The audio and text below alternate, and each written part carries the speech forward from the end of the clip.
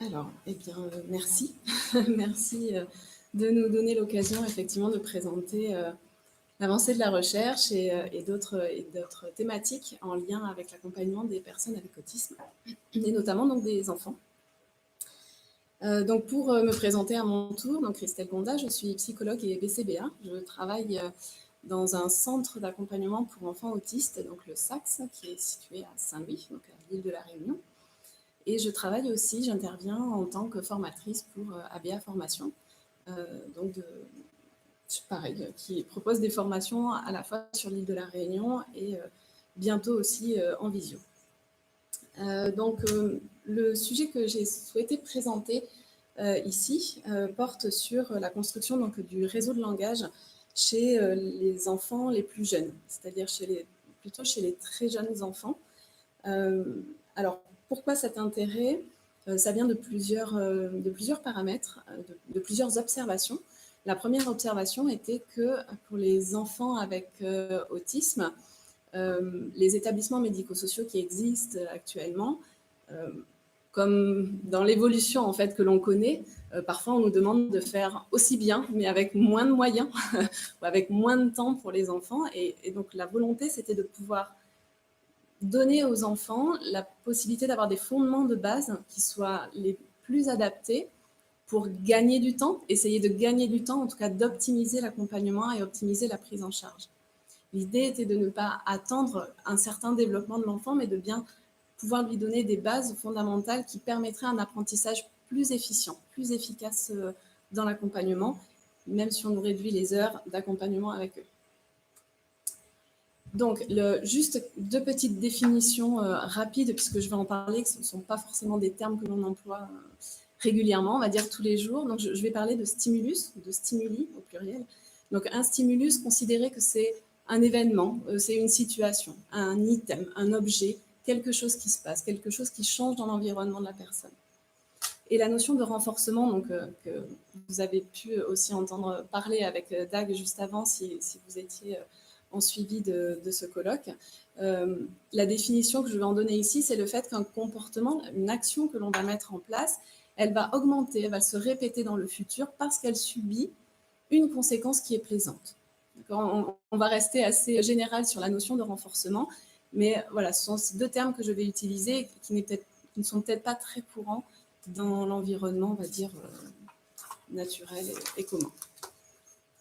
Alors, Dag a fini, alors sans le savoir, on a fait une très belle transition. Il a fini en expliquant que notre volonté en tant qu'analyste du comportement, c'était effectivement de chercher à améliorer la qualité de vie de la personne.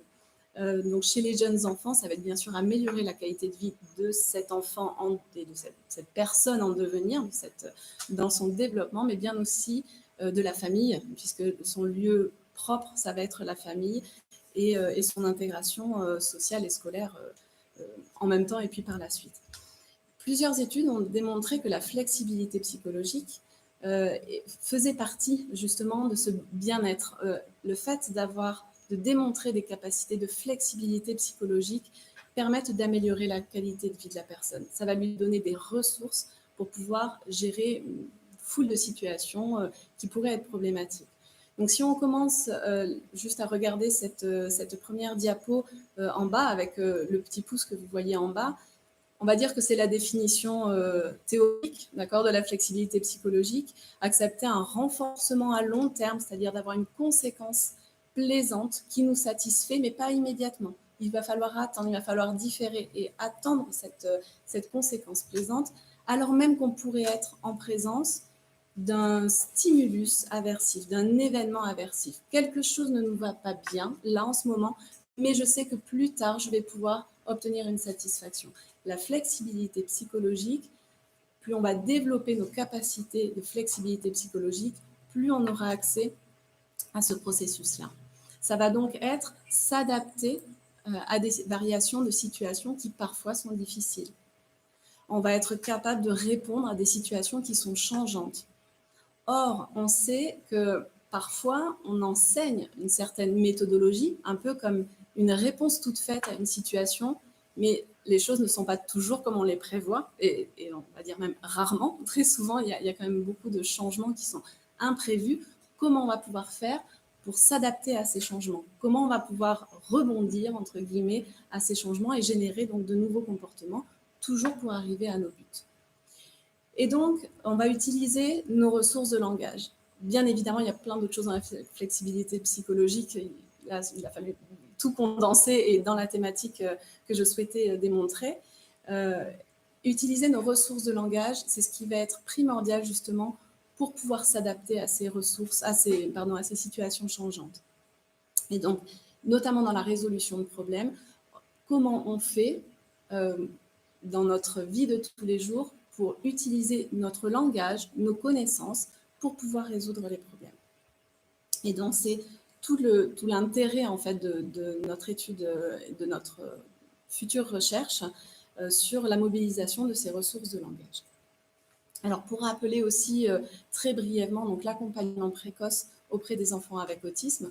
Donc, pareil, je vais peut-être aller directement en fait à l'essentiel, puisque Dag l'a présenté juste avant moi. Donc, l'autisme, selon le DSM-5, on est bien sur 2 caractéristiques: présenter donc des déficits de communication et des interactions sociales, et présenter des comportements restreints et stéréotypés. Lorsque la personne, l'enfant, présente ces 2 groupes-là, alors on parle de TSA, trouble du spectre de l'autisme. L'accompagnement précoce est mis en avant, effectivement, dans les recommandations de la HAS. On parle d'accompagnement précoce au-dessous de 6 ans. Maintenant, au-dessus de 6 ans, on fait encore plein de choses et bien sûr qu'on va continuer l'intervention, mais on sait aussi, les études ont bien démontré que plus l'accompagnement se faisait tôt, mieux étaient les chances de progression de la personne.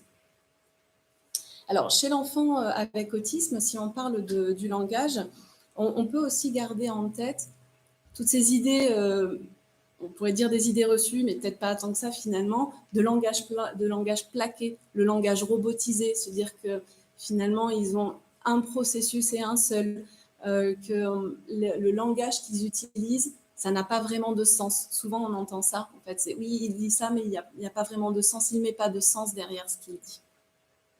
Et bien justement, je vais pouvoir vous démontrer qu'on peut enseigner aux enfants avec autisme à justement mettre du sens très vite dans le langage, et qu'est-ce qu'on va pouvoir leur enseigner pour qu'ils puissent avoir cette flexibilité-là et pouvoir non pas présenter un langage plaqué, mais au contraire adapté à des situations qui, elles, seront variées.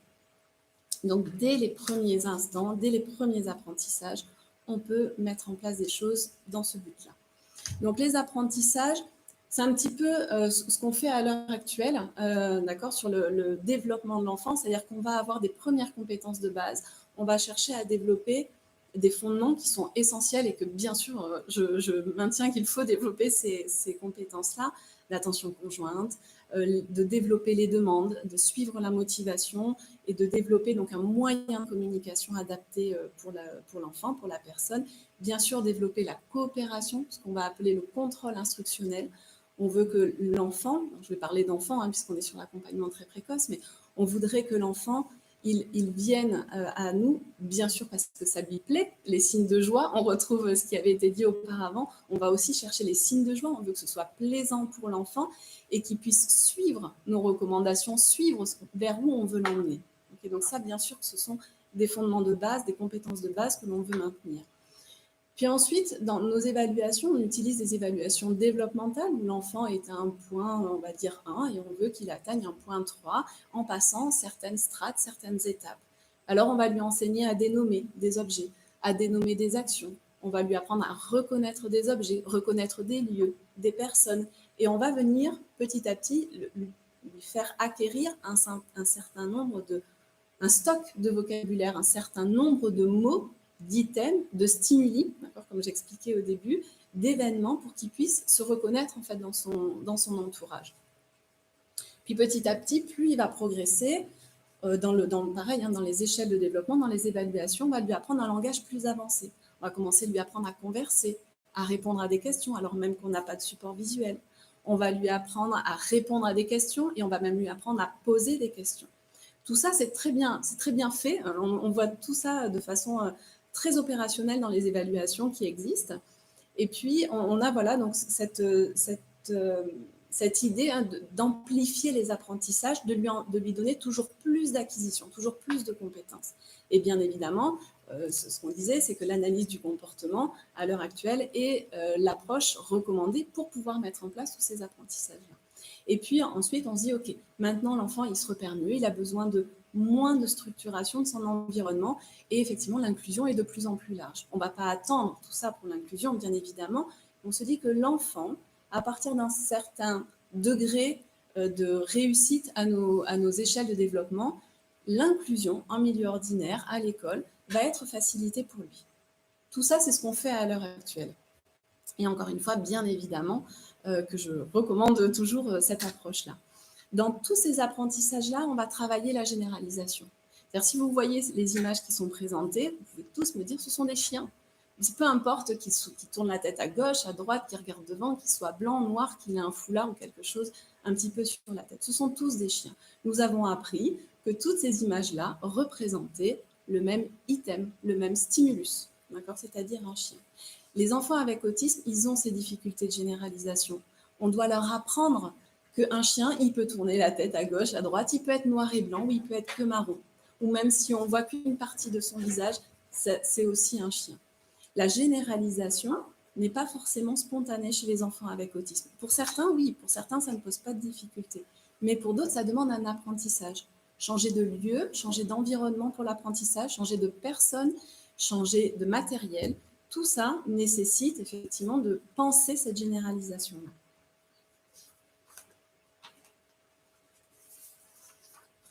Par exemple, voilà ce qu'on enseigne à l'heure actuelle. On peut dire, si on a cette image, on va lui apprendre que c'est un chien. Puis on va apprendre qu'un chien, ça fait partie des animaux. Et puis qu'un animal, ça peut avoir des poils. Puis que ce chien, d'ailleurs, celui-là, il s'appelle Roxy. C'est déjà pas mal, c'est déjà beaucoup de liens. Vous voyez que déjà, on a appris pas mal d'éléments par rapport à une image, par rapport à un stimulus. Mais en fait, il se passe plein d'autres choses. C'est-à-dire que quand on analyse le langage, quand on regarde quel est le réseau de langage, finalement, on se rend compte que, alors oui, on va parler aussi de la truffe, le chien, un animal, qu'un animal, ça peut avoir des poils, ça peut avoir des poils qui sont longs, mais que chez les animaux, on a aussi ce magnifique petit cochon d'Inde avec des poils longs. D'accord ? Tous ces éléments-là, ils ont des traits communs et ils sont interconnectés, ils sont liés entre eux. D'accord ? Ça, c'est le fondement du langage. Et c'est effectivement le propre de tout ce qu'on vous souhaiterait mettre en place et comment on voudrait développer selon une nouvelle approche. Et cette nouvelle approche, c'est qu'on va faire appel à ce qu'on appelle la générativité du langage. La générativité, c'est alors même qu'on enseigne un certain stock de vocabulaire, un certain stock de stimuli, comment pourtant on arrive, vous et moi par exemple, à prononcer certaines phrases qu'on ne nous a jamais enseignées, ou comment on arrive à comprendre des phrases qu'on ne nous a jamais apprises de façon stricto sensus. Comment on a fait pour généraliser de nouvelles phrases et se servir d'un petit bagage qu'on avait, comment on a fait pour pouvoir le développer. Et ça, ce fondement-là, c'est le fondement, c'est la structuration du langage et c'est ça qu'on veut développer. C'est ça qu'on va chercher à développer. Vous voyez cette citation de Maria Montessori qui était tout à fait adaptée à ce propos, où on ne va pas chercher à emmagasiner un certain nombre de compétences. On veut que ces compétences elles soient fonctionnelles, que la personne elle puisse en faire quelque chose et que l'enfant il puisse se servir de tout ce qu'il a acquis pour en faire quelque chose qui soit utile pour lui et qui puisse l'approprier et donc du coup générer donc de nouveaux apprentissages. Alors, justement, d'où viennent tous ces fondements sur le langage ? C'est ce qu'on appelle donc la théorie des cadres relationnels, donc RFT en anglais et TCR en français, qui est une nouvelle approche de la cognition et du langage. C'est un peu la suite, on dit que c'est la troisième vague du behaviorisme. D'accord ? Donc c'est fondé sur l'approche comportementale, c'est fondé sur l'analyse du comportement. On va parler exactement des mêmes processus. La nouvelle approche serait vraiment par rapport à cette structuration du langage et de la cognition. Comment on va faire pour développer ce réseau-là ? D'accord ? Donc, c'est une approche qui est assez récente par rapport à l'approche comportementale que l'on connaît, qui date, on va dire, d'une vingtaine d'années et tout le monde ne travaille pas dans le champ de l'autisme, donc c'est quelque chose qui qui est très récent, où les recherches demandent encore à être vraiment développées. Vous verrez qu'à la fin, je vous présente juste quelques études. Les dernières datent de 2019, 2020, 2021, là même cette année, notamment au niveau de l'autisme. Ça y est, il y a plusieurs études qui commencent à être faites, justement pour savoir comment se développe le langage, à la fois chez l'enfant neurotypique et à la fois chez les enfants qui peuvent présenter donc des déficits, enfin des troubles du développement, des retards de développement. Donc la citation de Steve Hayes ici est la citation à retenir par rapport au langage. C'est donc le langage est vu comme l'action de cadrer les événements de manière relationnelle. Alors je sais que ce ne sont pas forcément des terminologies qu'on a l'habitude d'utiliser et ça demande aussi que notre langage soit soumis à quelques épreuves de compréhension. Mais c'est effectivement de tout ceci dont on va parler. Donc, la théorie des cadres relationnels, elle est quand même assez vaste. Bien sûr que je ne prétends pas pouvoir présenter tous les fondements de la théorie des cadres relationnels ici, mais au moins choisir 3 aspects, notamment en lien avec le traitement de l'autisme et avec ce qu'on va pouvoir mettre en place chez les enfants, toujours dans cette idée de développer une structuration du langage. Un des premiers points qui est assez importante, c'est effectivement d'apprendre les relations entre les stimuli plutôt que les stimuli en soi. Comme je disais tout à l'heure, on va apprendre à nommer des items, à reconnaître des items. Et bien là, bien sûr qu'on va continuer à faire ça, mais on ne va pas s'arrêter là, c'est-à-dire qu'on va apprendre à ce que les items ont des relations entre eux. D'accord ? On va faire quelques petits exercices pour que vous puissiez tout à fait visualiser ce principe-là. Donc le premier, c'est celui-ci. Si je vous montre cette image, vous pouvez me dire certainement que c'est un gobelet ou un verre, qu'il est rouge, qui sert à boire. Tout ça, bien sûr qu'il faut l'enseigner, il faut apprendre ça. Mais pas seulement. Si je le mets maintenant en présence d'autres gobelets similaires, on voit que déjà, vous avez pu très certainement, en regardant cette image, dire que oui, il y a des notions de taille qui arrivent. D'accord ? Plus petit, plus grand. C'est-à-dire que maintenant, si je vous présente ce gobelet-là, vous pouvez très certainement me dire, oui, c'est un gobelet, ça sert à boire, il est rouge, et c'est le plus petit par rapport aux autres. Sauf que maintenant, si je vous le présente ici, il devient le plus grand. Il a changé de où il se trouve. Et ça, c'est quand même quelque chose d'un petit peu nouveau, hein, que l'on n'enseignait peut-être pas de manière systématique. Et en tout cas, quand on s'intéresse à la théorie des cadres relationnels, on change aussi un petit peu ce regard et se dire qu'on ne voit pas le stimulus pour ce qu'il est en soi, mais parce qu'il a un lien avec d'autres éléments.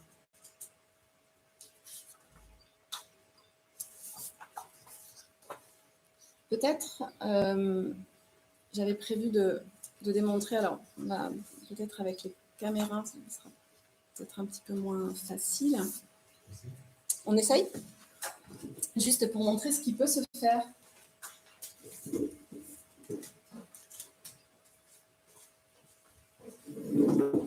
Ce qui peut se faire peut-être à l'heure actuelle.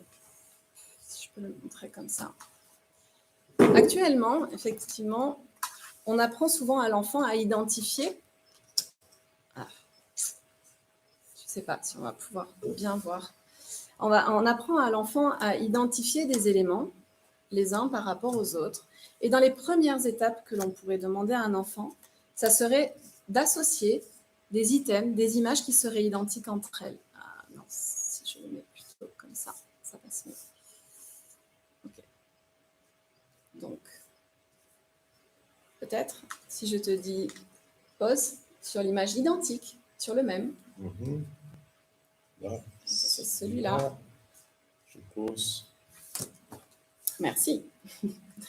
Et pose sur le même. Ok. Et encore, parce qu'on le fait pour plusieurs items. Et celui-là. Ok.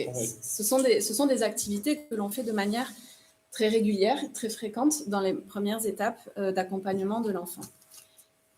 Donc, effectivement, nous avons appris à associer qu'un stimulus, je reprends mes 2 ananas, qu'un stimulus s'associer à un autre stimulus qui était identique. Puis après, on pourrait peut-être varier le type d'ananas, on pourrait prendre une couleur un petit peu différente, mais toujours apprendre à associer. Et maintenant, on va faire quelque chose d'un petit peu nouveau, c'est-à-dire que je peux te demander, dans tout ça, lequel est différent des autres?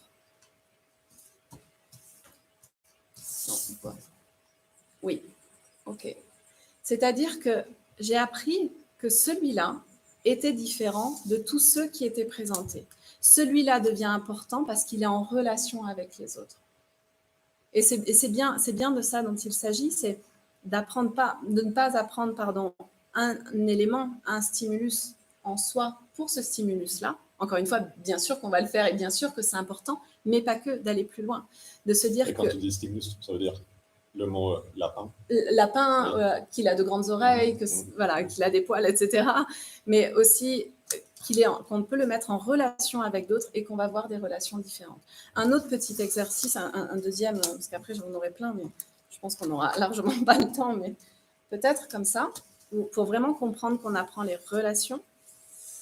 Si je mets comme ça se voit. Alors ici, j'ai un ananas et un lapin.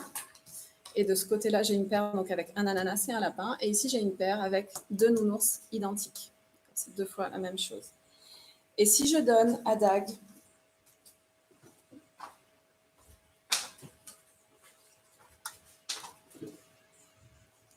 une tortue et un papillon, je vois très bien qu'il regarde tout de suite la bonne réponse. Est-ce que tu peux mettre sous la paire qui te semble la plus appropriée? Les deux ensemble? Oui. Avec une autre paire? Alors, pourquoi tu mettrais ici? Parce que c'est 2 animaux.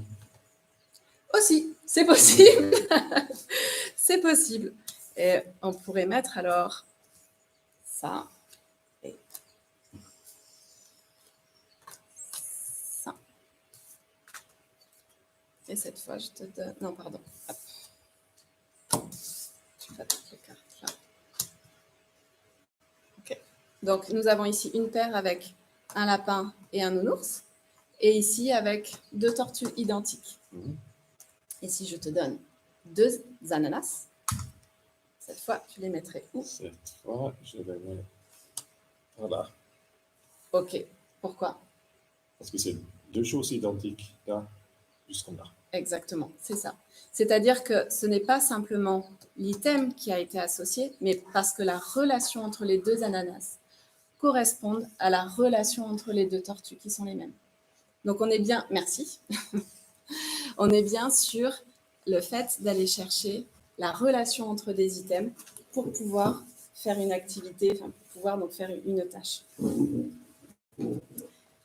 Donc ici, c'est le premier point que l'on pouvait démontrer, c'est donc bien les relations entre les stimuli qui sont intéressants à enseigner et non pas donc les stimuli en soi. C'est ce qu'on appelle des cadres relationnels. Ces cadres relationnels, ils sont variés. On va parler de coordination, de comparaison, d'opposition, de distinction spatiale, temporelle, hiérarchique, déictique. Ce sont les cadres qui vont structurer justement notre langage. La coordination, c'est le premier cadre relationnel qui est présent, qui apparaît chez l'enfant environ à partir de 18 mois.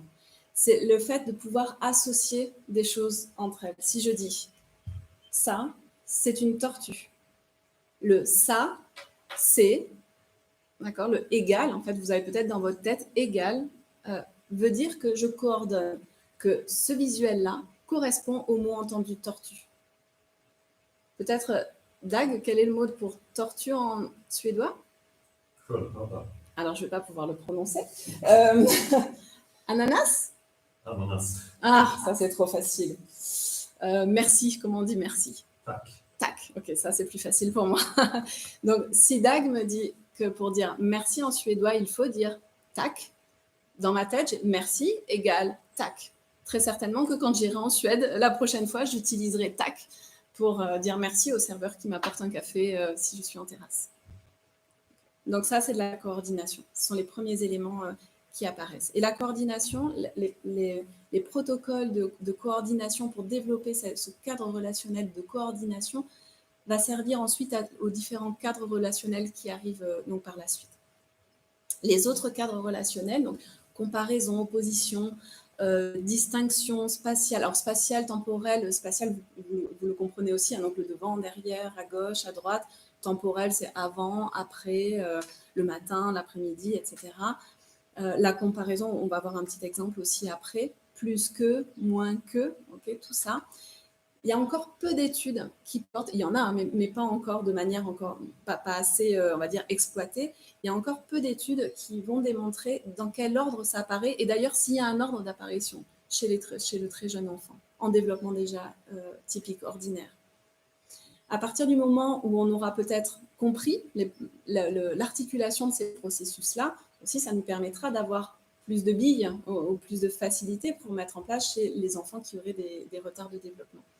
Mais déjà, on sait, a priori, dans les premières études qui sont sorties, que comparaison, opposition, alors déjà que coordination arriverait en premier, comparaison, opposition, distinction, bien sûr, ce n'est pas isolé les uns des autres, là encore, tout est assez lié, interconnecté entre eux, serait dans le premier package, on va dire, dans le développement de l'enfant, et que la suite viendrait donc, du coup, dans les années qui suivent.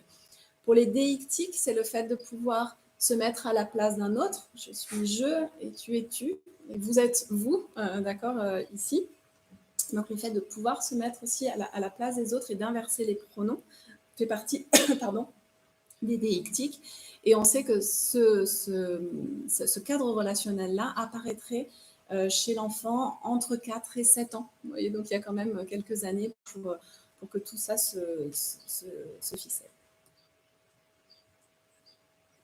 Un autre point que l'on connaît, c'est qu'on va faire la distinction entre des relations qu'on va dire non arbitraires et des relations arbitraires. Les relations non arbitraires vont être basées sur des propriétés physiques. Ce sont les premières que l'on va enseigner, ce sont les premières aussi qui arrivent dans le développement typique de l'enfant. Par exemple, pour vous donner un exemple, c'est assez facile de dire que la tour Eiffel est plus grande qu'une voiture. Physiquement, la propriété physique est assez claire. Et de là, vous allez pouvoir en déduire une autre relation qui serait que la voiture est donc plus petite que la tour Eiffel. D'accord? Parce que vous avez appris cette réversibilité-là. Et la relation arbitraire, pour le coup, c'est qu'on va définir quelque chose. On va définir un indice, ce qu'on va appeler un indice contextuel. On va définir, là pour le coup, une valeur. Ces deux pièces-là sont deux pièces de 5 francs. Il y en a une, celle de gauche, 1832, qui du coup, c'est une pièce de l'époque Louis-Philippe, et 5 francs en 1960. Et on sait que celle de 1832 a plus de valeur que celle de 1960.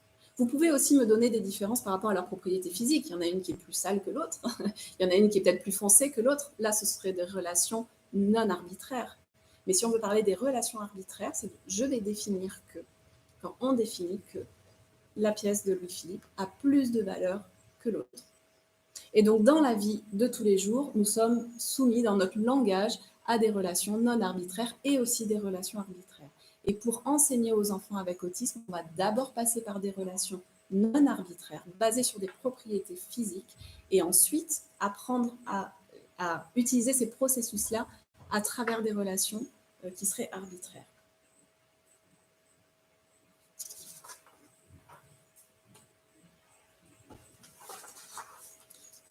Je me demande juste si on a le temps pour un autre petit jeu. Peut-être. Pas très long.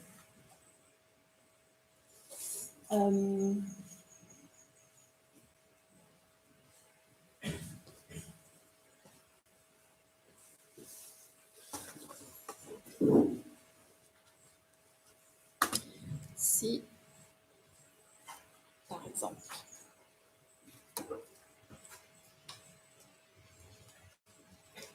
j'ai deux animaux chez moi. J'ai une tortue et un lapin.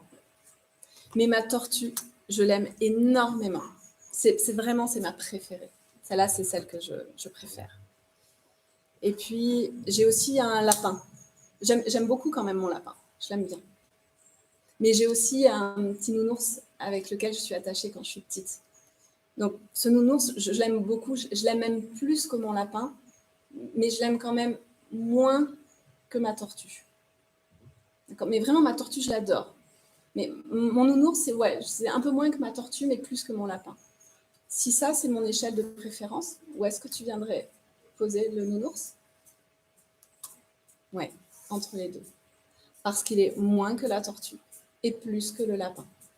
Est-ce que tu penses que mon lapin, qu'est-ce que tu pourrais dire sur ma préférence par rapport à la tortue? Le moins préféré. Que ma tortue. Oui. Exactement. Ok. Donc là, merci. Donc effectivement, ici, encore une fois, on n'a pas porté notre discussion, notre langage sur des propriétés physiques de la tortue, du lapin ou du nounours, mais bien sur la valeur, pour le coup, affective. Là, c'était une valeur affective par rapport à ces éléments-là. Donc, c'était notre premier point, d'accord? C'était donc les relations entre les stimuli, hein, d'accord? Donc, c'est de bien comprendre qu'on n'enseigne pas donc des stimuli en soi, bien sûr qu'il le faut, mais pas que, et aussi des relations entre eux. Le deuxième point qui est souvent appliqué dans la programmation des interventions pour les enfants avec autisme, c'est souvent sur les programmes d'émotion, sur les émotions. Parce qu'on sait, on a aussi ce retour-là, cette idée-là, que les enfants avec autisme ont des difficultés à voir les émotions sur les autres, sur eux-mêmes, à les exprimer, que parfois ils ne les expriment pas de la même façon. C'est pas parce qu'un enfant rit qu'il est forcément très content et très joyeux. D'accord? Donc il y a cette espèce de discordance avec ce qu'on a l'habitude dans, on va dire, la population générale, et les enfants avec autisme, comment ils expriment ces émotions ou comment ils les décodent. Donc, il y a souvent des programmes qui sont mis en place, hein, même par des orthophonistes, par de l'éducation spécialisée, et parfois très tôt dans les interventions, sans peut-être avoir tous les fondements nécessaires ou tous les prérequis nécessaires. Et là, on va voir donc, ce sujet-là, le fait de vous montrer par rapport aux émotions, c'est pour vous montrer à quel point les indices contextuels sont importants pour comprendre l'environnement et pour comprendre le langage, et que ça fait partie aussi d'un apprentissage pour les enfants avec autisme que de repérer ces indices contextuels. Donc, je vais encore vous mettre à contribution, mais si je vous demande, à votre avis, comment se sent cette personne et qu'est-ce qui vous permet de dire comment elle se sent, très certainement que vous allez me dire, on dirait qu'elle a peur, elle a des grands yeux ouverts, elle a la bouche un peu ouverte, ici elle contracte, certainement qu'elle met la tête un petit peu en arrière. D'accord? Donc, vous êtes en train de décoder un ensemble d'éléments, un ensemble d'indices qui vous disent, elle a peur. Oui, on a dit les grands yeux ouverts, la bouche comme ça ouverte. C'est certainement qu'on a peur. Et je pense que vous avez raison de dire elle a peur de l'araignée. Très certainement qu'elle a peur de l'araignée. Si je vous montre cette image-là, on retrouve la même chose. Elle a les grands yeux ouverts, la bouche ouverte et elle contracte comme ça. On a exactement les mêmes indices qu'on avait dans l'image d'avant. Et pourtant, cette fois, elle n'a pas peur. Elle est surprise. Donc, si on s'attache uniquement aux indices contextuels que l'on connaît, les yeux, l'ouverture de la bouche, le fait qu'elle soit contractée comme ça, on est peut-être passé à côté d'autres informations qui sont essentielles pour comprendre la situation, qui va être, mais non, en fait, c'est une petite fille qui arrive, qui a l'air joyeuse, très certainement qu'elle fait peur à sa maman, à sa tati, à sa grande sœur, je ne sais pas. D'accord? Et donc, la personne adulte est surprise, pas forcément peur, mais surprise. Un autre petit exemple, si on regarde ce monsieur, très certainement que vous avez fait un va-et-vient, je ne sais pas de quoi regarder votre mouvement oculaire, mais très certainement que vous avez fait un va-et-vient et vous vous rendez compte qu'il est sur un lit, on voit le coussin qui est derrière, il est sur un lit, la tête un peu comme ça, peut-être fatigué, il a certainement passé une mauvaise nuit, et peut-être un peu mal à la tête, la journée s'annonce quand même pas très très bien pour lui. Mais si on regarde globalement, tout ce qui se passe, ah oui, peut-être qu'il est fatigué, mais peut-être pour une raison très particulière. Il est peut-être aussi ennuyé ou de la situation avec sa conjointe, peut-être. Enfin, ça nous donne forcément plus d'éléments pour comprendre quelle serait l'émotion de ce monsieur. Donc, vous voyez que si on occulte en fait un certain nombre d'indices, eh bien, on passe à côté de renseignements qui pourtant sont assez essentiels pour comprendre la situation. Donc, qu'est-ce qui va se passer? C'est bien d'enseigner pour les enfants avec autisme quels sont tous ces éléments-là, comment on les met en lien, et que la situation peut être variée pour pouvoir comprendre une situation. Donc, c'est vraiment ce qu'on appelle les indices contextuels. Et dans les études, les indices contextuels, sont notamment pour travailler ce qu'on appelle le point de vue, d'accord, se mettre en perspective changer de perspective. C'est-à-dire qu'on va chercher les stimuli qui sont en lien entre eux. Donc, rappelez-vous, les yeux ouverts et la bouche un peu ouverte, comme ça, c'est l'ensemble de ces stimuli-là qui va permettre de définir une idée sur l'émotion. La définition de ces liens, donc qui va permettre de comprendre la situation, mais donc pas uniquement ce qui apparaît sur le visage, mais bien tout le contexte dans lequel on peut se situer. La situation est perçue. Et donc tout ça, ça va être en lien avec donc, les cadres relationnels déictiques. Pour les plus jeunes, on ne va pas forcément venir travailler toutes ces notions de langage-là dans le début de l'accompagnement ou pour des enfants qui auraient encore un niveau cognitif, on va dire, bas ou pas assez élevé pour avoir accès à ces notions de langage. Donc on va bien sûr développer l'attention conjointe qui va lui permettre aussi de regarder différents éléments. On va lui enseigner à repérer les détails. Et une fois qu'on a repéré les détails, comment on va les mettre en lien, d'accord, et d'enseigner les relations de plusieurs éléments. Et on va varier les situations, puisque c'est bien dans la variabilité, dans la variation, dans ce qu'on va appeler donc la généralisation des événements, que la personne va pouvoir comprendre les concepts qui sont derrière. Okay. Donc ça, c'était le deuxième point. Et enfin, donc le troisième point, encore comme je vous ai dit, on pourrait parler de plein de choses en théorie des cadres relationnels, mais là déjà on a vu donc, la relation entre les stimuli, le fait qu'il fallait se servir des indices contextuels pour comprendre une situation. Et une autre chose qui est assez intéressante, c'est ce qu'on va appeler les relations dérivées, les réponses relationnelles dérivées. C'est-à-dire ce que je vous disais un peu au début, c'est comment vous faites pour dire des phrases qu'on ne vous a jamais enseigné à dire point par point. Comment vous faites pour comprendre des phrases alors que c'est la première fois que vous les entendez? Quels sont les mécanismes qui sont derrière pour ça? Et donc, effectivement, on va avoir un petit peu cette idée de ciel étoilé, de liens comme ça, avec une multitude d'étoiles qui seraient en lien les unes avec les autres. Donc, je vais encore vous mettre à contribution pour essayer de comprendre cet événement-là. Et je vais vous faire part de ma dernière création, qui s'appelle Zalilou. Donc Zalilou, c'est une création personnelle. Je n'ai pas un coup de crayon très développé, surtout avec la souris de l'ordinateur. Mais... Donc ce petit bonhomme, moi je vous dis, il est issu de mon imagination et il s'appelle Zalilou. J'ai décidé de l'appeler Zalilou. Vous pouvez bien le regarder, regardez comment il est. Il a de petits yeux, il a juste une petite dent qui ressort, et les sourcils un peu en l'air. Okay, donc c'est Zalilou. Si je vous demande où est Zalilou, très certainement, sans aucune difficulté, vous pouvez me dire qu'il est là. Félicitations. Pourtant, je ne vous ai pas enseigné à le repérer parmi les autres. Je vous ai juste dit que lui, il s'appelait Zalilou. En fait, ce premier élément-là, c'est ce qu'on va appeler une implication mutuelle. C'est-à-dire que moi, je vous ai appris que ce petit bonhomme, il s'appelle Zalilou. Donc, si on part dans les fondements du behaviorisme et de Skinner sur le comportement verbal, Skinner avait décrit donc, les éléments de langage selon différents opérants. Donc là, il appelle ça, on va le traduire en français, par de la dénomination. Je vous ai appris que celui-là, il s'appelle Zalilou. D'accord ? Vous pouvez dire qu'il s'appelle Zalilou. Vous pouvez le dénommer Zalilou. Et de façon magique, disons, vous avez pu dériver, d'accord ? C'est-à-dire pouvoir repérer par de la compréhension. Donc c'est une autre façon de voir le langage. D'accord ? Vous avez pu repérer et le discriminer parmi d'autres éléments comme celui-ci, celui qui était dans le carré rouge. Pour continuer, je vais vous dire que ce petit bonhomme-là, qui est issu de mon imagination, son cri, c'est « Hiloumi ». Chaque fois qu'il apparaît, il fait « Hiloumi ». Pareil, je suis en train de vous expliquer que ce petit bonhomme, quand il apparaît, il fait « Hiloumi ».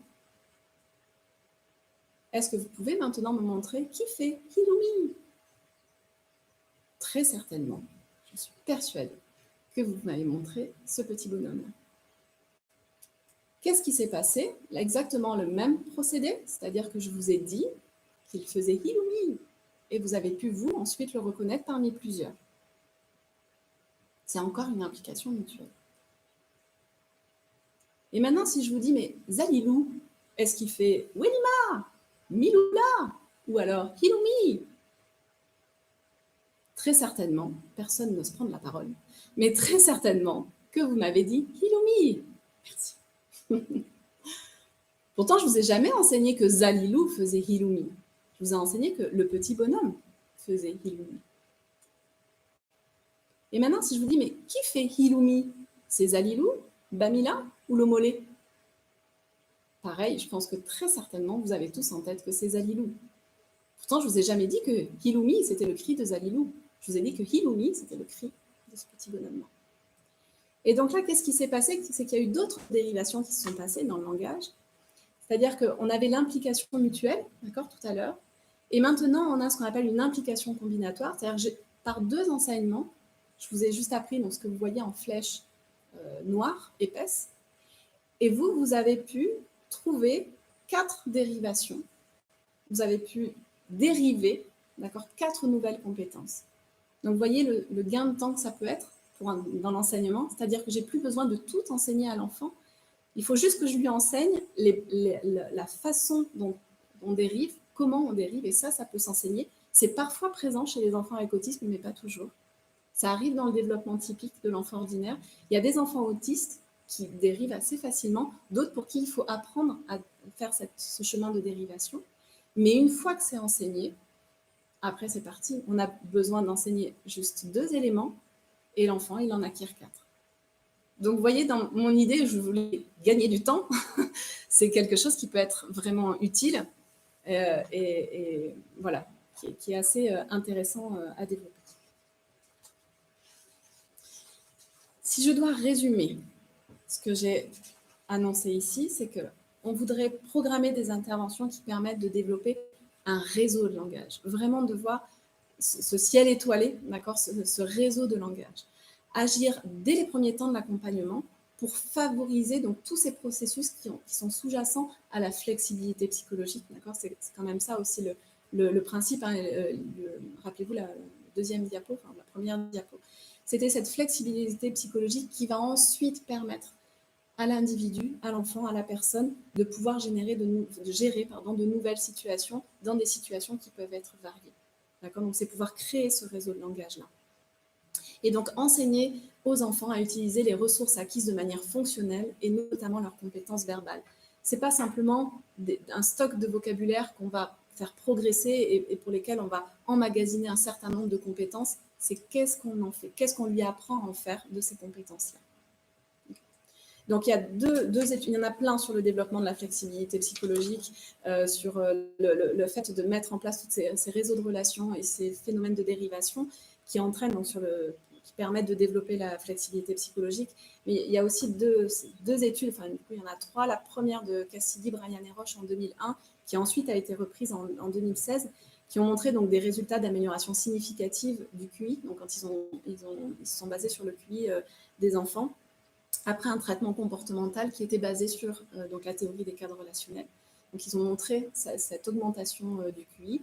Et l'autre étude un petit peu plus récente, du coup, de 2019, où, comme je vous ai dit, la TCR, la théorie des cadres relationnels, est basée sur l'analyse du comportement. C'est de l'analyse du comportement. On a exactement les mêmes processus. C'est une approche comportementale. Et donc, ils ont fait 2 groupes. Un groupe qui avait une approche comportementale, donc de type ABA, un groupe avec une approche comportementale dont des programmes étaient issus de la théorie des cadres relationnels, et un groupe contrôle, en fait, qui était des enfants sur une liste d'attente. Donc, ils avaient, il me semble, un corpus de 218 enfants. Et les 2 groupes, le groupe 1 et le groupe 2, avaient tous 2 fait des bons significatifs, des progrès significatifs par rapport au groupe contrôle. Donc, par rapport à ceux qui étaient simplement sur liste d'attente et qui ne bénéficiaient pas d'intervention. Mais dans le groupe 2, ceux qui avaient bénéficié de l'approche comportementale de l'ABA, donc de l'analyse du comportement, avec des processus, avec des protocoles issus de la TCR, de la théorie des cadres relationnels, faisaient des avancées plus significatives, étaient plus importants.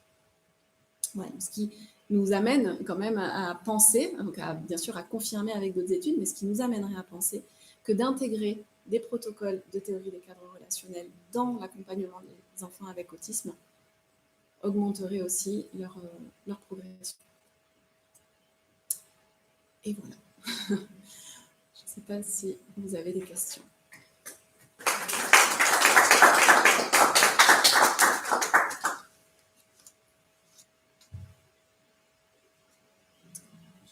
pour les questions, si besoin.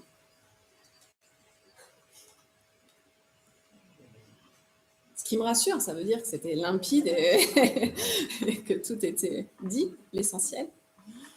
C'est des choses que vous avez réussi à mettre en pratique déjà? Alors, ce sont des protocoles qui sont en place de façon méthodique dans l'établissement dans lequel je travaille, puisque ça fait 1 an en fait qu'on travaille en collaboration avec une BCBA aux États-Unis, qui elle effectivement développe ces protocoles-là depuis plusieurs années et a écrit pas mal d'ouvrages et plusieurs conférences.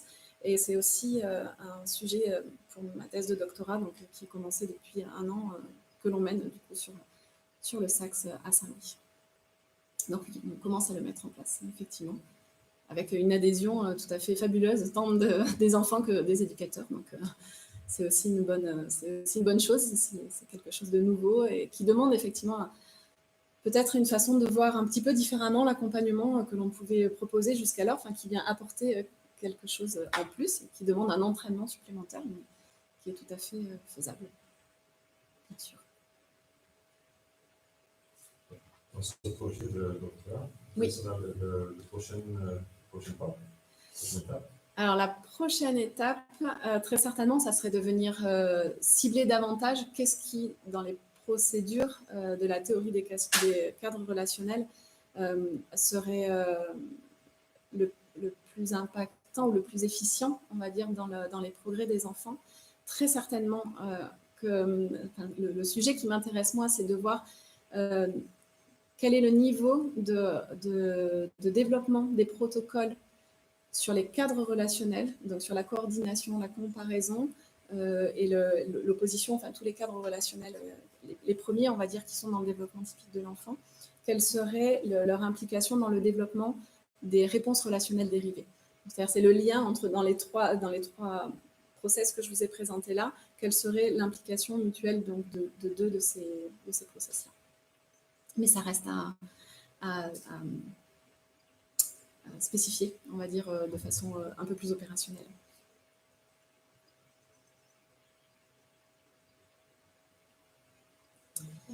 Bien, merci beaucoup.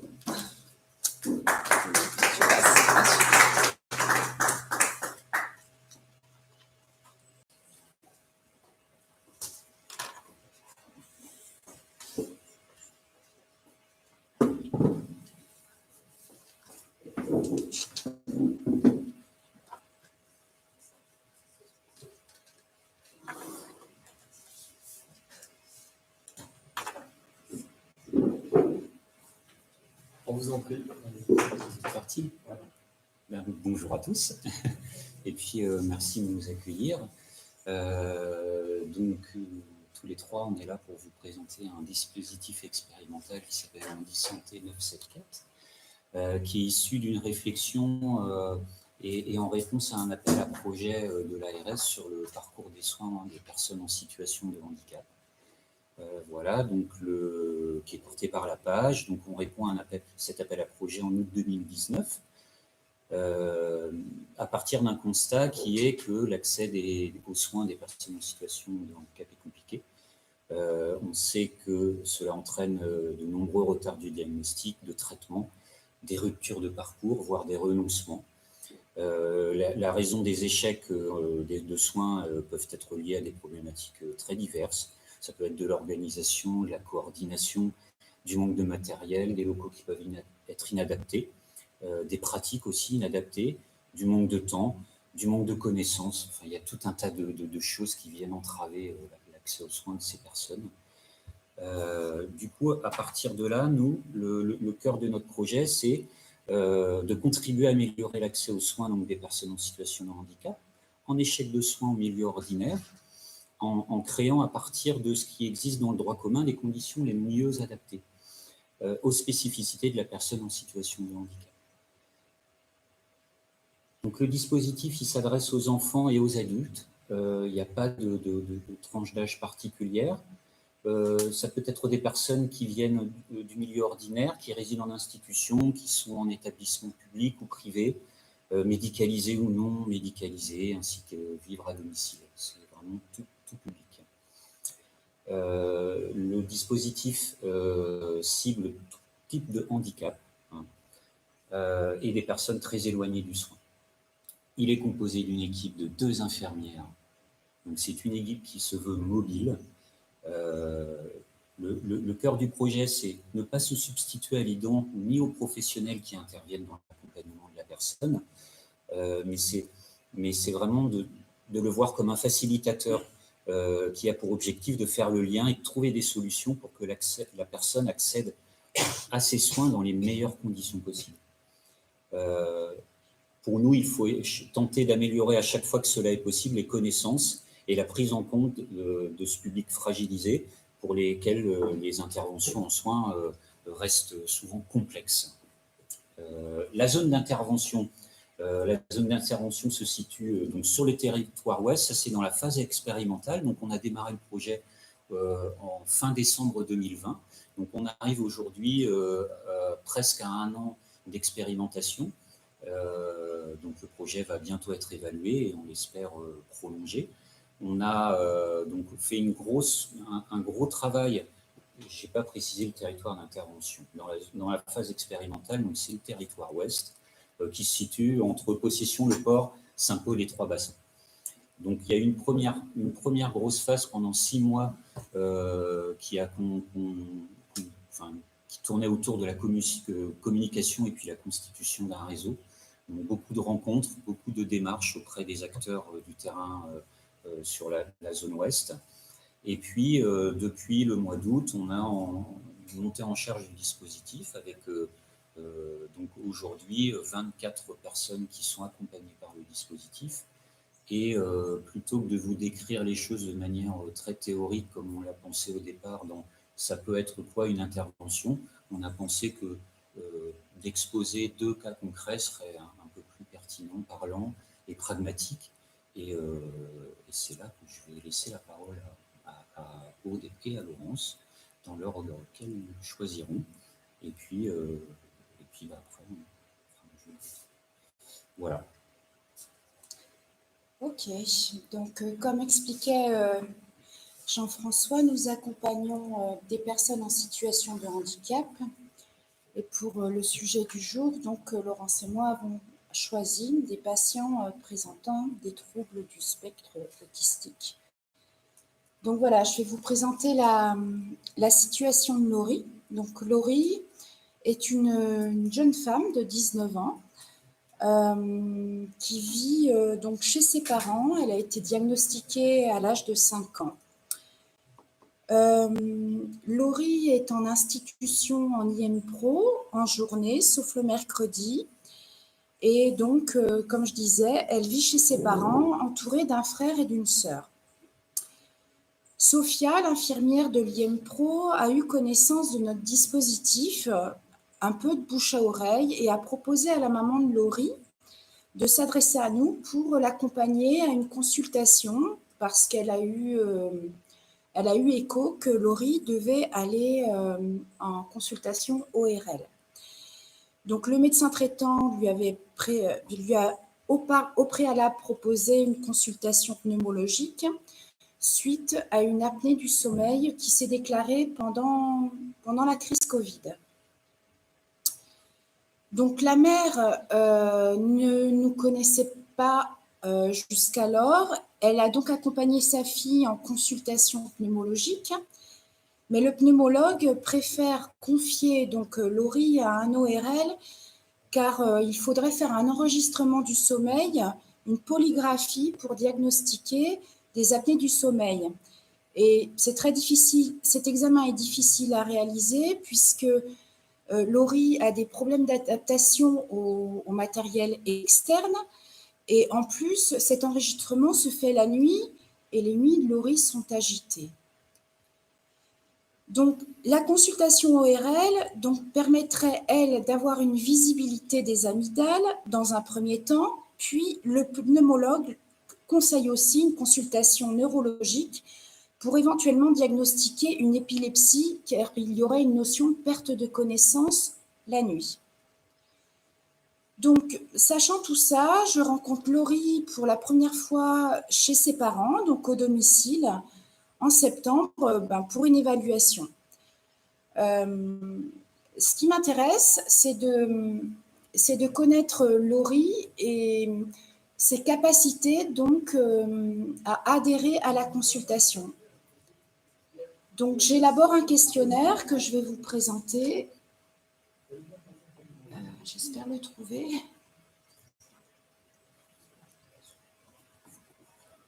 Je ferme ça. Excusez-moi. Voilà. Voilà.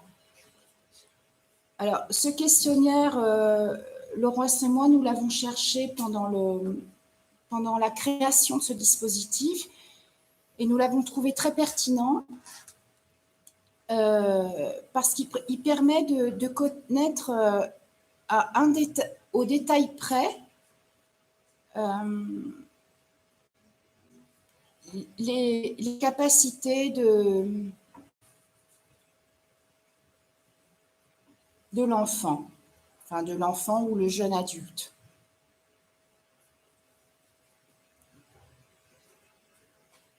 Ce qui est très important, c'est de savoir quel est le degré de patience, par exemple, de Laurie. Donc, est-ce que Laurie peut attendre? La maman me dit oui, elle peut attendre. Est-ce que Laurie accepte qu'on discute en sa présence? Laurie reste calme quand on discute, mais on avoue, dès qu'elle sent qu'on lui perd l'attention, elle revient. Elle a aussi besoin d'attention et elle n'aime pas être trop rejetée. Donc, pour quelle durée? Une durée assez longue quand même. Elle est patiente. Alors, j'interroge aussi sur la notion de douleur.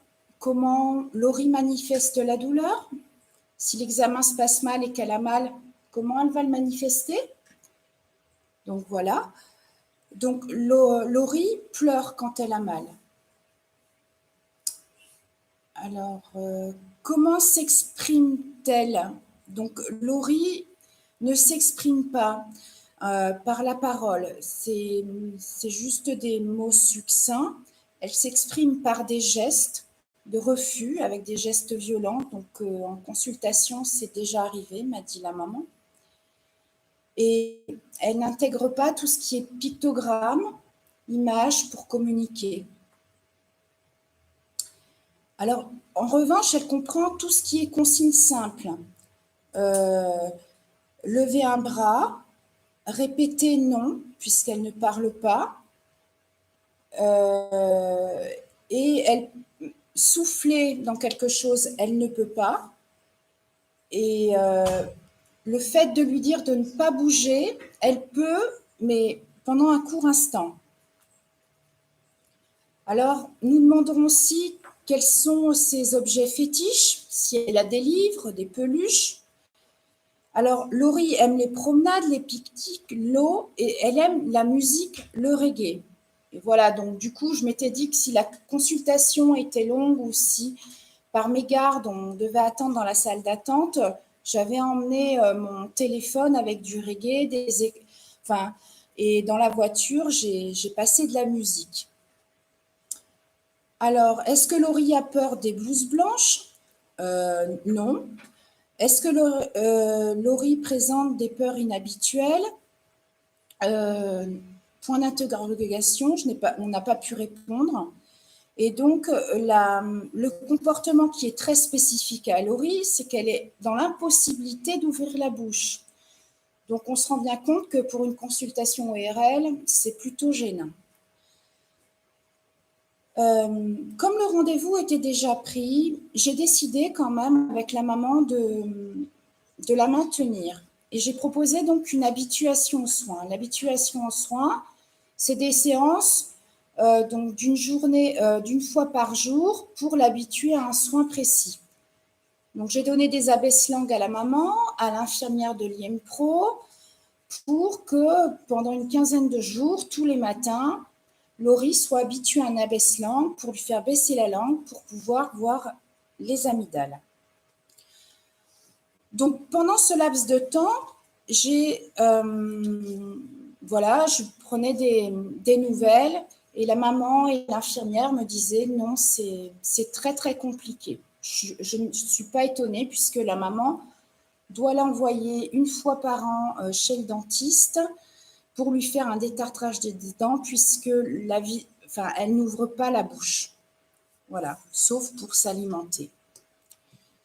Nous allons quand même à la visite chez l'ORL. Il n'y a pas beaucoup d'attente. Au préalable, je tiens à prévenir que j'avais appelé la secrétaire en précisant bien que Laurie était porteur d'un handicap, que l'attente n'était pas préférable pour elle, etc. Donc, nous allons à cette consultation ensemble. Donc, l'ORL nous reçoit.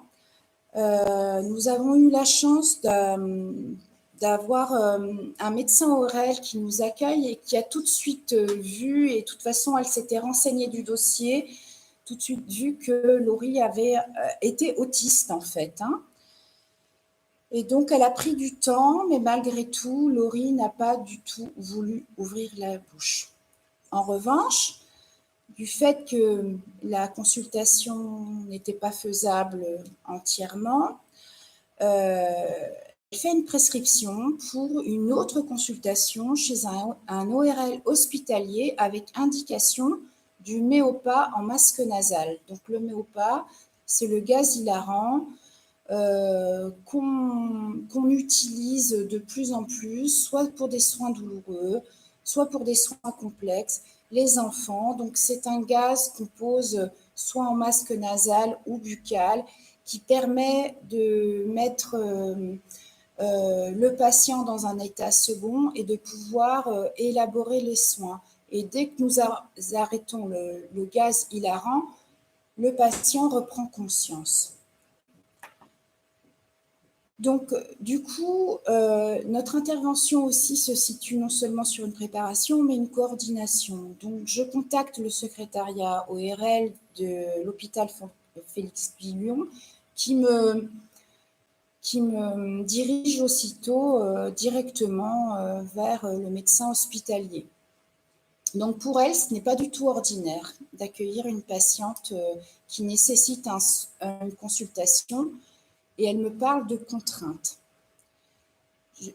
Moi, je dis non, c'est des conditions à mettre en place. Notre dispositif est là aussi pour sensibiliser les professionnels à l'adaptation. La situation, voilà. Donc, je lui décris bien la situation, je lui envoie le questionnaire, je lui envoie tous les comptes rendus pneumologiques, etc. Et elle me dit, bon, ok, je vais voir si je peux avoir du Méopa. Et une semaine plus tard, elle me rappelle, c'est bon, rendez-vous le 3 décembre, s'il vous plaît, un mercredi à 10h. Laurie n'aime pas qu'on perturbe ses habitudes. Le mercredi, Laurie ne va pas à l'IM-Pro. Et le matin, c'est une période où Laurie est le plus disposée. Donc voilà, mercredi 1er décembre à 10h, nous irons donc à cette consultation ORL qui se fera sous Méopa en masque nasal. J'accompagnerai donc à l'habituation aussi aux soins, aux masques. Donc j'ai aussi une petite préparation aux soins d'habituer Laurie à un petit masque nasal que je fournirai à la maman et l'IM-Pro. Voilà, merci de votre attention.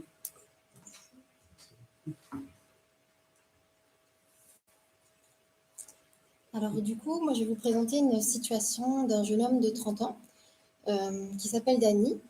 Donc lui, il vit au domicile de sa mère et il a 2 frères de 32 et 21 ans. Il présente à la naissance un diagnostic d'une trisomie 21 et vers l'âge de 6 ans, on diagnostique aussi à l'hôpital de Saint-Denis, l'hôpital pour enfants, des troubles du spectre autistique.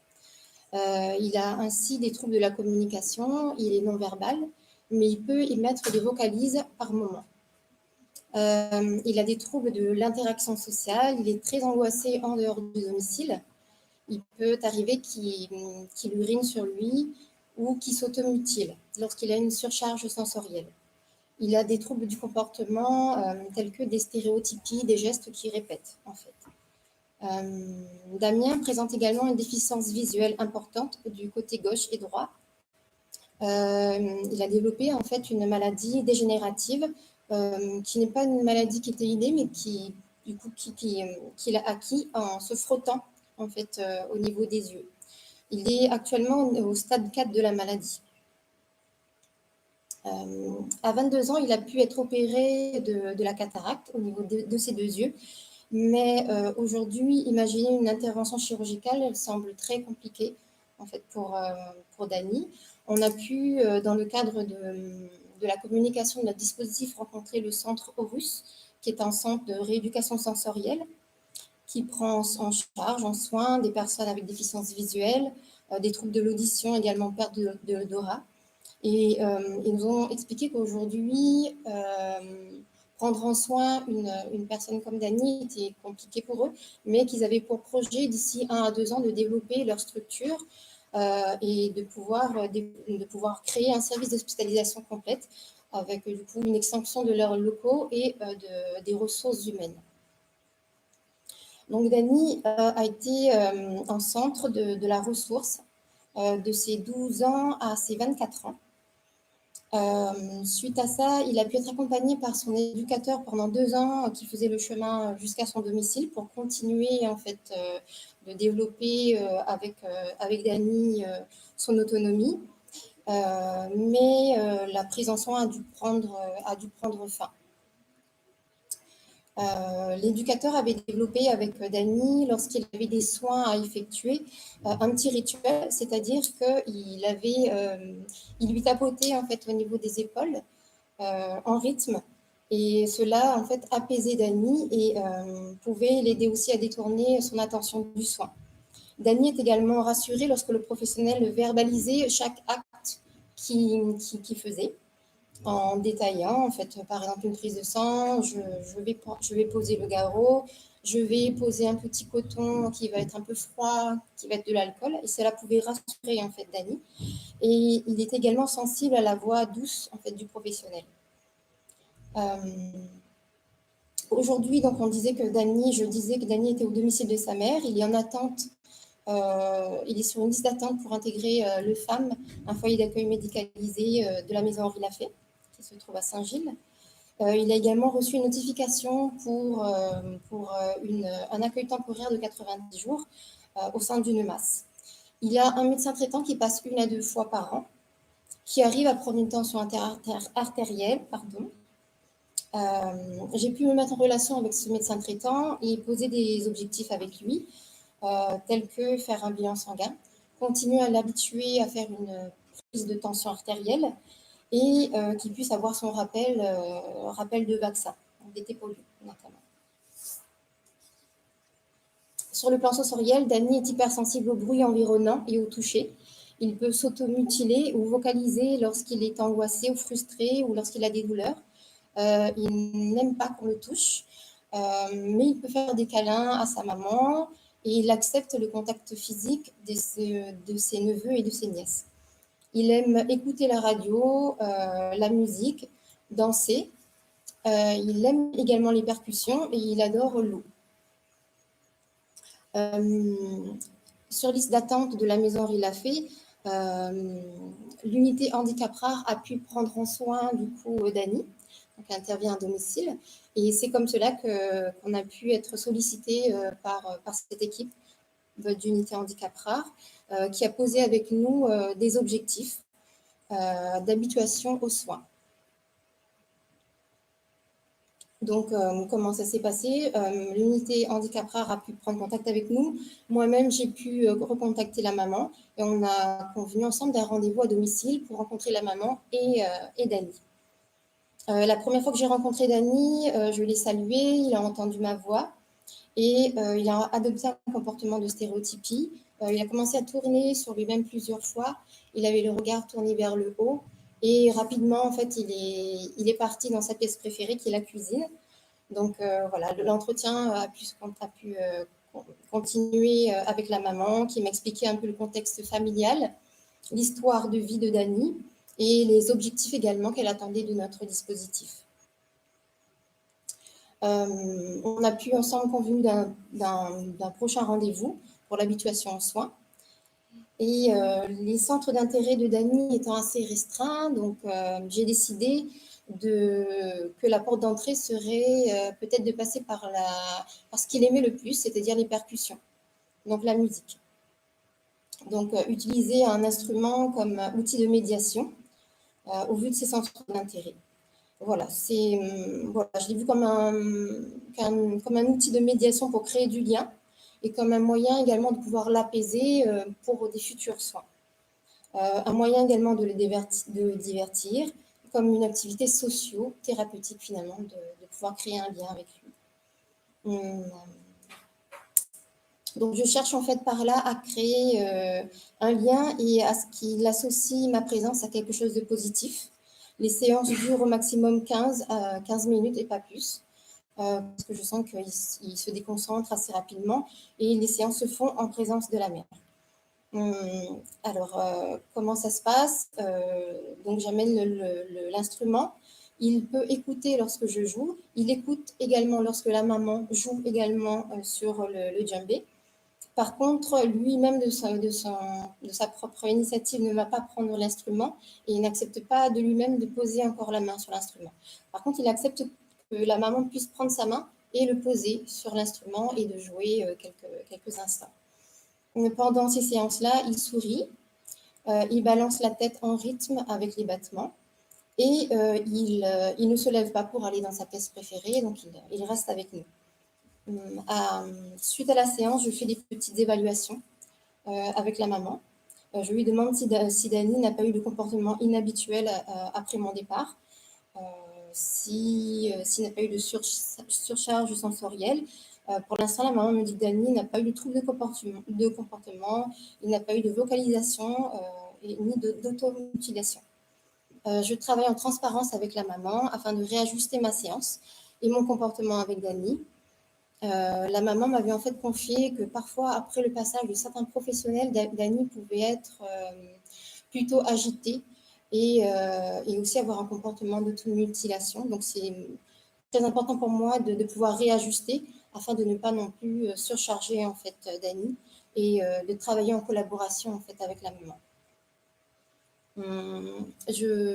En discutant, je prends également un moment pour discuter avec la maman qui est le proche.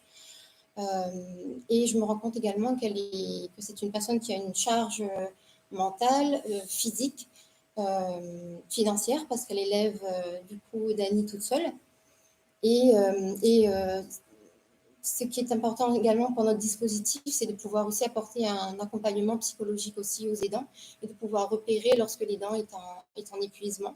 Donc, on prend toujours un petit moment pour pouvoir faire un débriefing là-dessus. Donc voilà, c'est partie aussi de notre rôle de soutien, de réassurance et de réorientation s'il le faut. Voilà, donc j'ai eu un autre atelier d'habituation aux soins avec toujours cet instrument de musique. Donc voilà, d'un point de vue, la maman me dit que Dany reste toujours souriant, qu'il est relaxé après les séances. Que du coup, ça pouvait également avoir comme effet une baisse de l'hormone du stress, de la cortisol, libérer des hormones comme l'endorphine, la sérotonine, la dopamine, donc les hormones du bien-être, de la joie, de la récompense, qui ont des propriétés calmantes, analgésiques, même euphorisantes. Donc voilà, je souhaite continuer sur cette lancée-là, de pouvoir continuer à développer ces séances. J'ai pu faire un petit débriefing avec la maman justement hier, qui me disait qu'elle souhaitait qu'on continue de cette façon à le voir à un rythme d'une fois par semaine. Elle m'a également fait part de sa crainte. Elle me disait en fait qu'elle craignait en fait que je me décourage, parce que pour l'instant, Dany était plutôt dans la réception et pas dans l'action. Et j'ai pu rassurer la maman en lui disant, en tout cas en essayant de la rassurer, en lui disant que nos objectifs, qu'on ne posait pas un objectif, par exemple pour le mois de décembre, qu'il arrive à jouer. Notre objectif est vraiment de créer un lien et qu'on savait pertinemment que ça pouvait s'étaler sur un nombre de mois et que ça allait être une prise en soin assez longue et que je tenais à faire un renforcement positif après chaque séance en le remerciant d'être resté dans la pièce avec nous. Donc, voilà. Bravo. Merci. Vous suivez combien de jeunes, pas d'enfants, non, des enfants.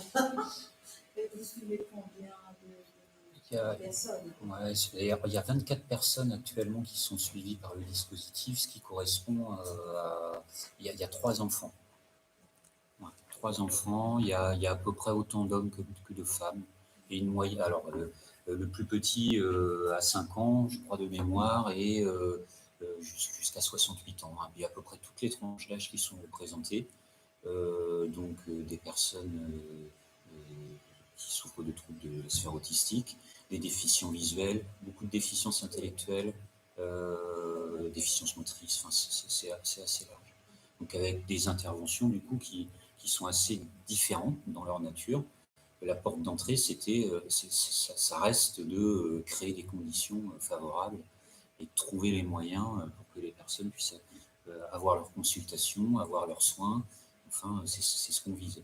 Donc aujourd'hui, on a cette chance dans la phase expérimentale d'essayer de faire du cousu humain.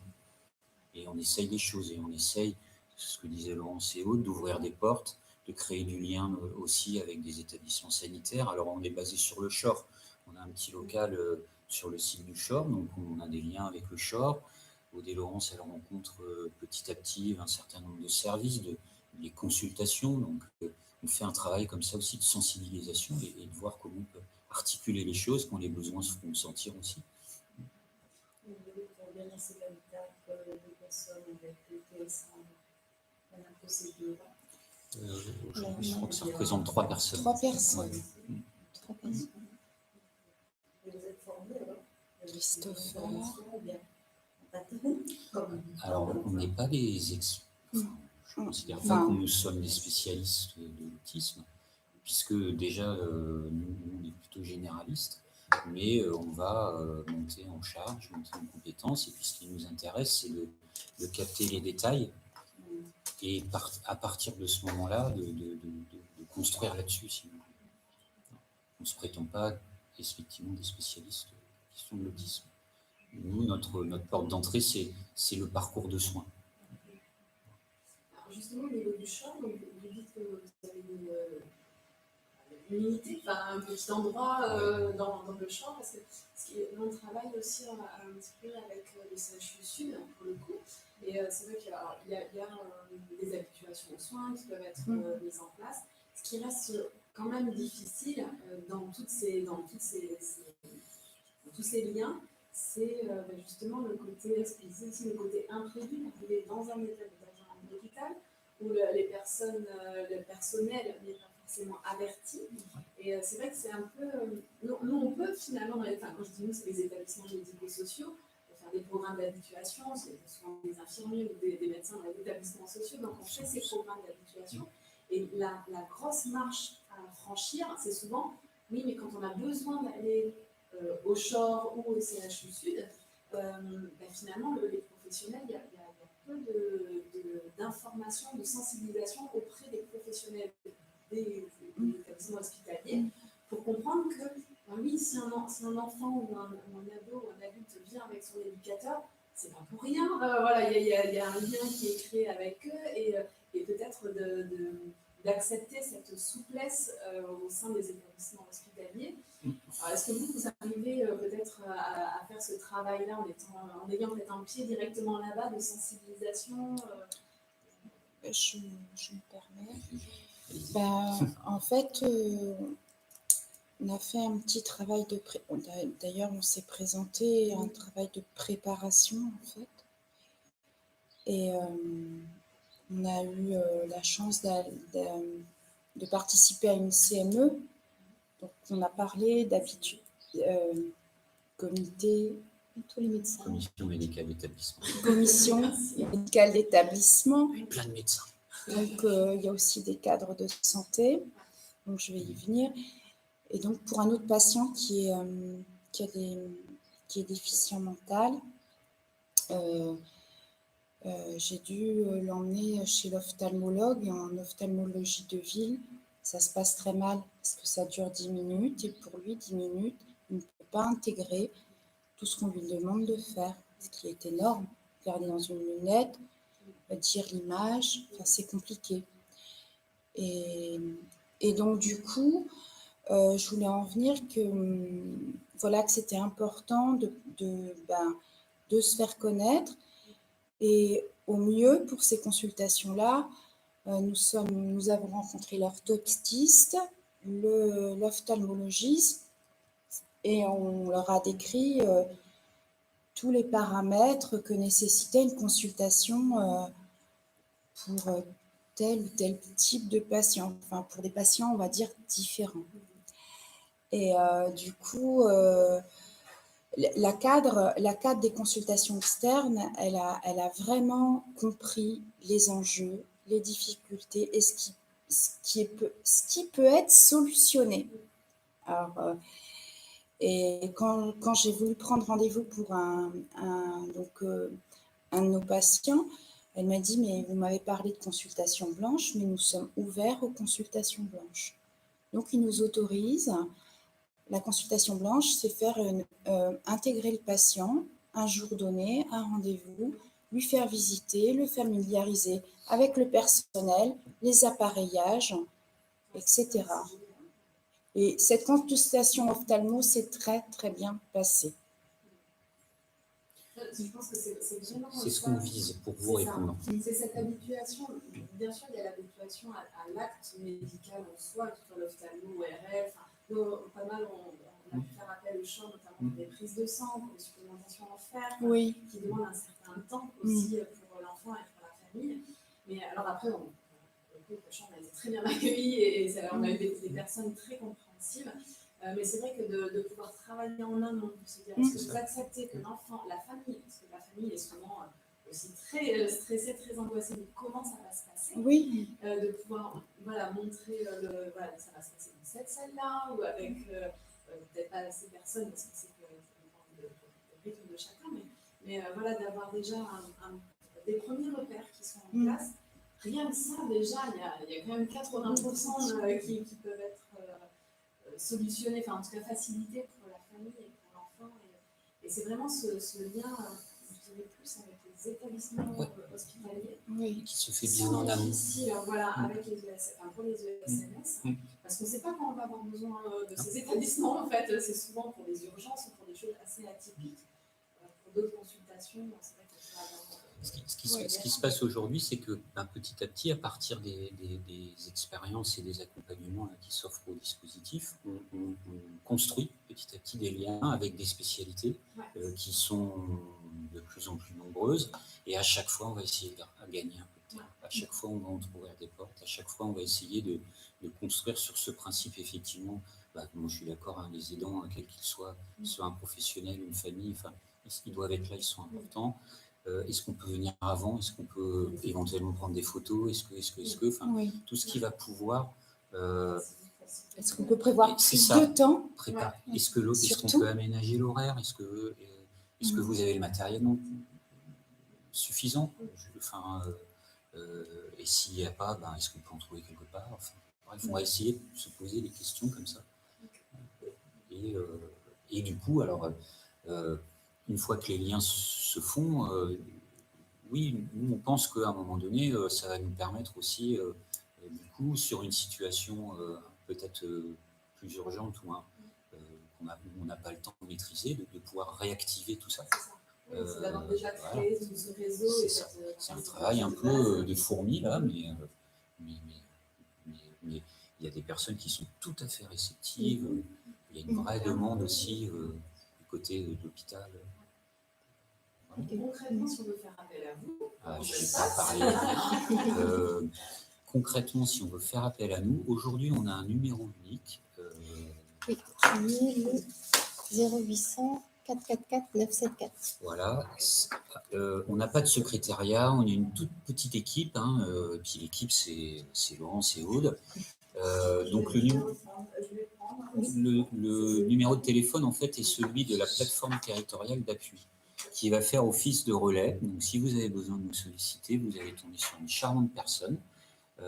Et donc là, vous demandez à être mis en lien avec le dispositif Handy Santé. Elle va faire un premier repérage et réorienter la demande vers Laurence et autres, qui vont ensuite reprendre contact avec la personne. Et puis après, va se mettre en route le processus d'évaluation, d'essayer de comprendre quelle est la demande et comment on peut se positionner et répondre. Voilà. Donc, un numéro de téléphone.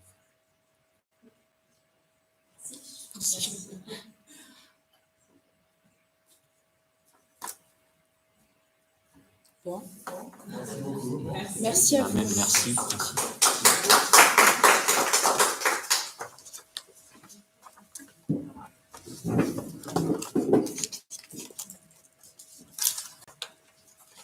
Le numéro était sur la slide.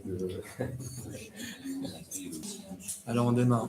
Donc merci de m'avoir invité. Donc je vais vous présenter aujourd'hui le dispositif de soutien aux aidants rapidement. Donc cette initiative est née en fait de l'association Bel Avenir 974, d'une part pour pouvoir associer les aidants à l'accompagnement de la personne en situation de handicap, puisqu'on sait à l'heure actuelle que tous les aidants ne sont pas accompagnés par des dispositifs médico-sociaux. Et donc il était important aussi de pouvoir s'adresser aux familles qui sont parfois sur les listes d'attente des établissements, ou qui sont parfois effectivement en phase de rupture d'accompagnement lorsque les jonctions ou les parcours ne se sont pas faits correctement. Il était également important de proposer des actions en faveur des aidants, tout ce qui était écoute, échange, formation pour les aidants, mais aussi les liens avec les acteurs de cette nouvelle perspective qu'est l'inclusion des personnes en situation de handicap au sein de la société. Le lien également avec le monde du travail et de l'emploi, toujours à destination des aidants, puisque là aussi, on a, études à l'appui, identifié des familles qui ont abandonné ou mis de côté, en tout cas, leur parcours professionnel pour s'occuper de la personne aidée. Et enfin, faire que les personnes impliquées puissent se rencontrer et échanger, donc sur un tiers-lieu qui soit ouvert, qui ne soit pas restrictif en termes d'accès, qui puisse être en tout cas structuré et qui puisse aussi permettre à toutes les personnes impliquées dans l'accompagnement des familles et des personnes en situation de handicap puissent se rencontrer. Donc on a aujourd'hui baptisé ces espaces-là, donc les espaces canopés. L'idée derrière ça étant de pouvoir agréger tout un écosystème autour des problématiques des aidants, de faire que ce tiers-lieu permette la rencontre et la rupture de l'isolement. On recense encore malgré tout bon nombre de familles qui sont parfois chez elles et qui sortent très peu, à la fois pour des raisons pratiques, mais aussi parfois pour des raisons en lien avec des troubles du comportement. Aborder la question de l'aidance aussi, sans la limite institutionnelle. Donc pouvoir aborder le rôle de l'aidant dans la société et donner à ces familles la possibilité de faire des choix. Faire des choix notamment dans l'usage du numérique. Donc l'idée de ces espaces canopés, c'est aussi de pouvoir accompagner les aidants dans certains choix. Et aujourd'hui, l'usage du numérique à travers les tablettes, les applications et ce qui tend également à se développer pourrait devenir un axe important en matière d'accompagnement. Le rôle de l'aidant également, les activités en société et la citoyenneté de l'aidant, mais aussi de la personne en situation de handicap. Donc il s'agit aujourd'hui de proposer simplement un lieu où on puisse en discuter, sans forcément avoir de prérogatives sous-jacentes aux échanges. Ensuite, associer les relais de proximité dans les questions de l'inclusion des personnes en situation de handicap. Il s'agit là de aussi mobiliser les acteurs locaux, donc que ce soit les acteurs institutionnels, CCAS, départements, mais également les acteurs associatifs, tout ce qui contribue aujourd'hui à accompagner les familles, à accompagner les parents, les associations de quartier, faire en sorte aussi que la personne en situation de handicap puisse participer en tant que personne active à des associations, en tant que bénévole notamment. Donc concrètement, derrière ça, on prévoit donc des espaces de rencontre et d'écoute avec des professionnels de l'espace Canopé. Donc, il y aura effectivement des ressources, des personnes que vous pourrez joindre directement pour avoir un échange, des ateliers collectifs autour de la santé, du numérique, en lien avec les personnes impliquées et les acteurs de proximité. Des formations également pour orienter l'aidant dans son projet. L'association est depuis 3 années notamment porteuse d'une action en faveur de la formation des aidants, chose qui va continuer, perdurer et s'amplifier. Des temps d'échange également et d'initiatives sur des thématiques qui seront propres, mais propres aux aidants surtout. Donc l'idée que cet espace d'échange puisse aussi aboutir à des actions plus concrètes. Un encadrement de la personne aidée au sein des espaces Canopé, qu'elle puisse déposer, que l'aidant puisse aussi expliciter sa situation et en lien avec les acteurs de proximité, pouvoir activer des leviers d'action, pouvoir activer des partenaires et mobiliser des professionnels, notamment comme on vient d'avoir l'exposé du dispositif en e-santé. Également, l'espace Canopé regroupera un jardin communautaire ainsi qu'une ferme pédagogique qui seront mobilisés pour le couple aidant-aidé à tout moment de la journée et sans restriction. Comment fait-on pour participer? Il suffira de contacter soit directement l'association qui coordonne les espaces Canopé, donc l'association Bel Avenir, ou alors se rapprocher des guichets partenaires les plus proches de chez soi, donc que ce soit le CCAS, le département, la MDPH. On est en lien fortement avec déjà quelques CCAS, on ne manquera pas d'aller mobiliser, de continuer de mobiliser d'autres partenaires institutionnels. Il y a en prérequis un premier contact individuel avec la coordinatrice de l'espace qui sera le plus proche de chez vous. Et effectivement, derrière, une participation aux activités de l'espace en fonction de chacun.